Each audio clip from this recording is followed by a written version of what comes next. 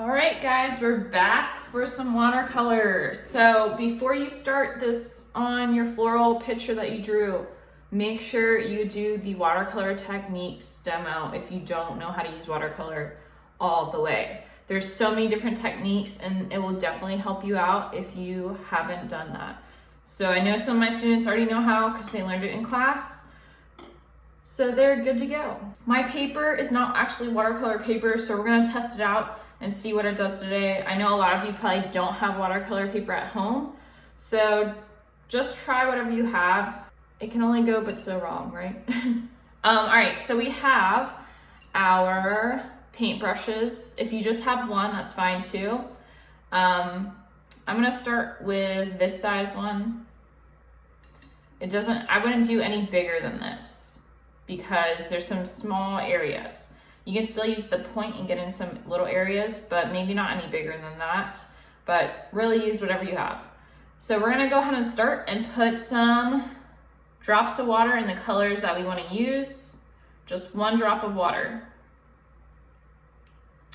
All right, so I think I'm gonna start with a purple. I would suggest to mix these because these purples are very strong in color. You can use, these are a fancy watercolor palette, but you can use Crayola is my favorite, or really any watercolor that you have at home. There's some even fancier ones than this. So I'm gonna mix a tiny touch of red in here with my purple and get a nice kind of lavender color. And I'm gonna come and use the lines as your guide. So I'm gonna take a few and follow them. And then I'm just gonna rinse my brush off with some water and kind of fade those out just a little.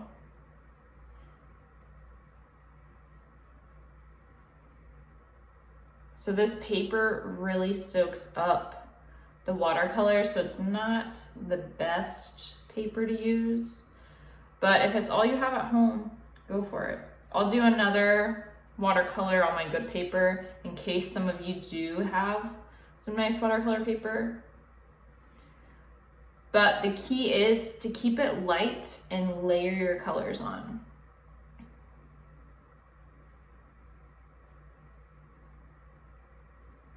So we're kind of flicking the watercolor as we go.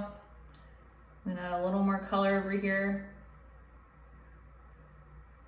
And we're gonna do back here. So I'm gonna quickly add some water and spread this out.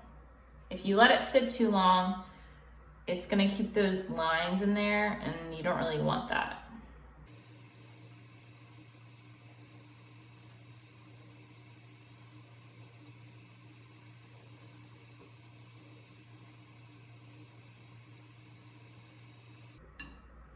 So when we do the side petals, you need to think about what this actually looks like in real life.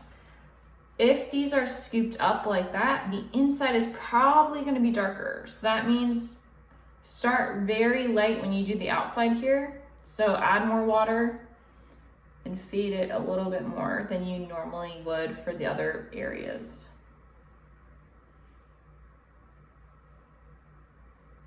So keeping it light. And then we can go ahead and add some more color, some more pigment into the inside. So I'm actually gonna follow this line as best as I can. Add some water real quick and fade it.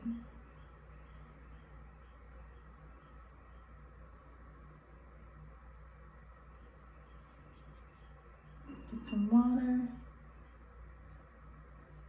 And if you keep a few little white areas, that makes it a little more interesting too. If you fill everything in with color, sometimes it gets a little boring and it all looks like a paint by number type painting. So I'm running out of room over here. I'm gonna add some red and add a lot of water to it, and that's gonna make a pink. And I'm gonna do just around the center of the dogwood here.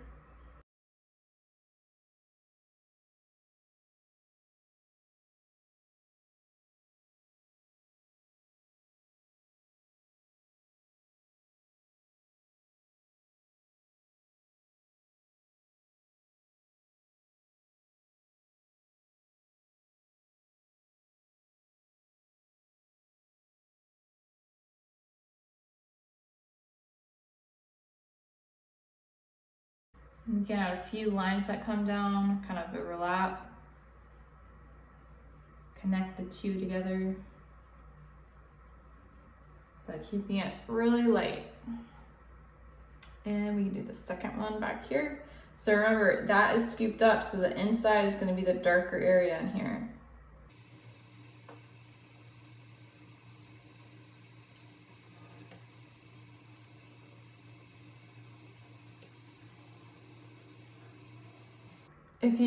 Right here, if you get outside of your line two, don't worry too much because watercolor is not going to be perfect. It's really hard to not mess up when doing it, especially if you're new at doing it.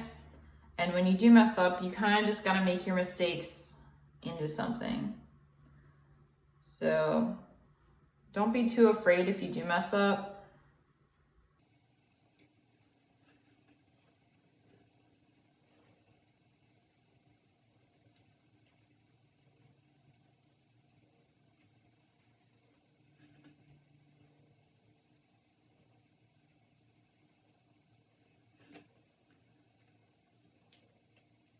So I'm coming back and making this a little bit darker on the inside.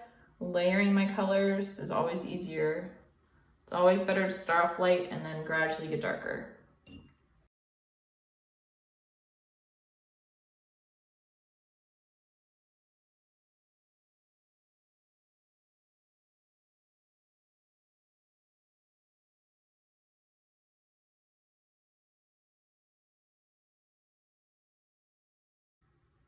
So for these small ones, I'm adding blue to the purple and just getting a different color in the mix. So I'm gonna start on the edges here, add a little water, and then fade it into the middle. So the light area should be close to the middle of the petal since it's rounded.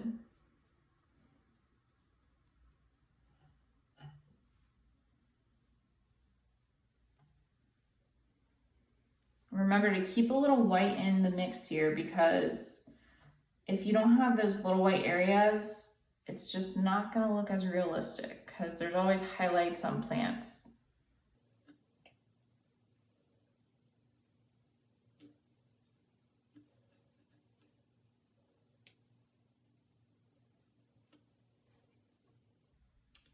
And I'm gonna add a little more blue and do these little fellas.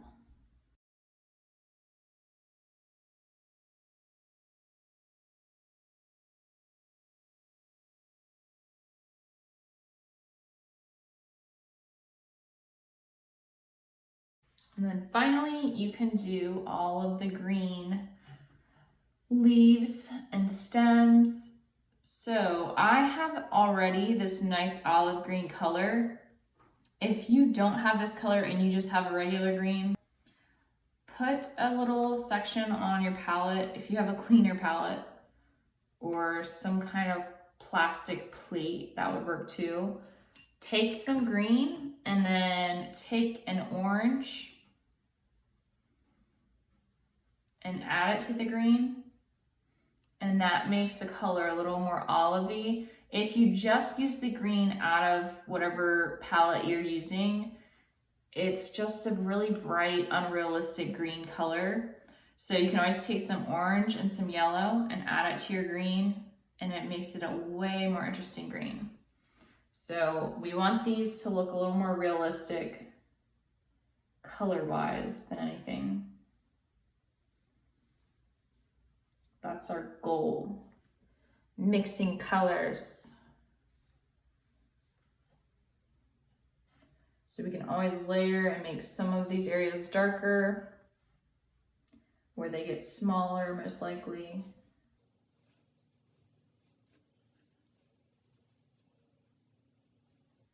See how the middle is the biggest area? I'm leaving it the lightest because that's kind of where the highlight I want is going.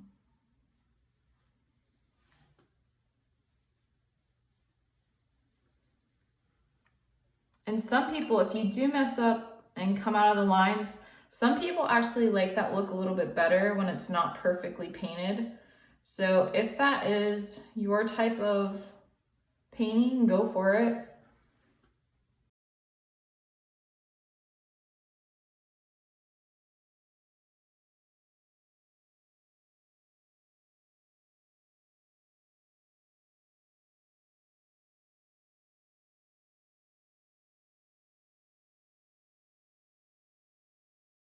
And then I think I want this piece to be a little bit green, but I'm actually gonna add some brown in there too because it's a thicker stem, kind of almost a branch. So I'm gonna start with a tiny bit of green. I'm gonna add some more brown over here. And now I have more of a brownish color.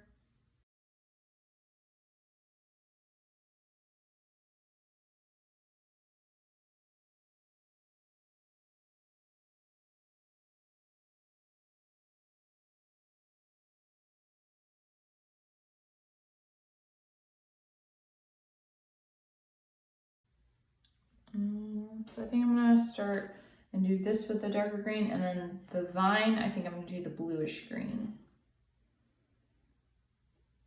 So this is a flower I kind of added late, or a leaf I added late. So if you didn't get it, watch how I did that one and you can kind of tell.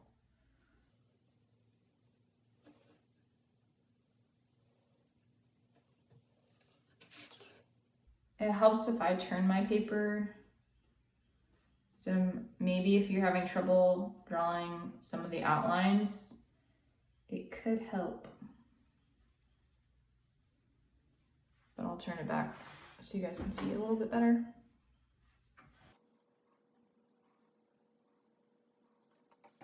I come back with darker green and just cover those little lines inside the leaf.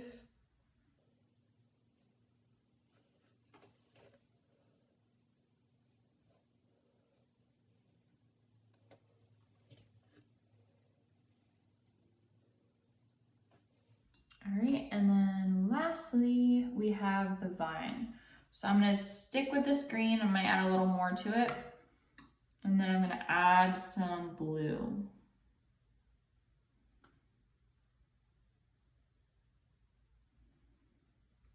Do I like this color? I think I'm gonna add a little more green.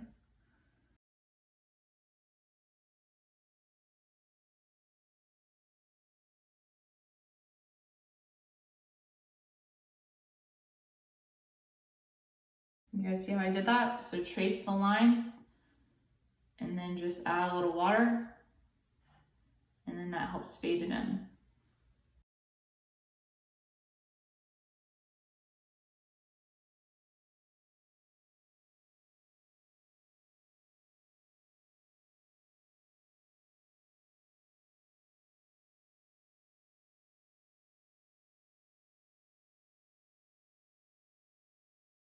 So for the last little part, the stem that goes through it, I want that to be a little darker. So I'm gonna take a little purple and mix it in here.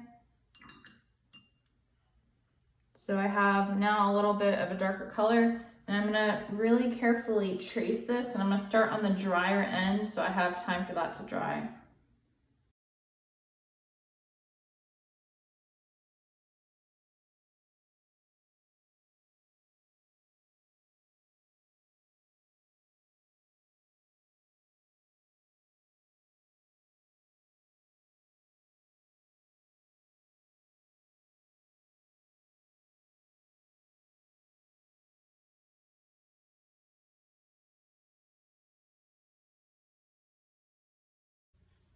So that's the end of this demo. If you want to keep layering some colors on top of one another to get some more depth throughout the flowers, you can do that. You can change up the colors with it, but have fun and keep drawing them, keep painting them. The more you do, the better you'll get.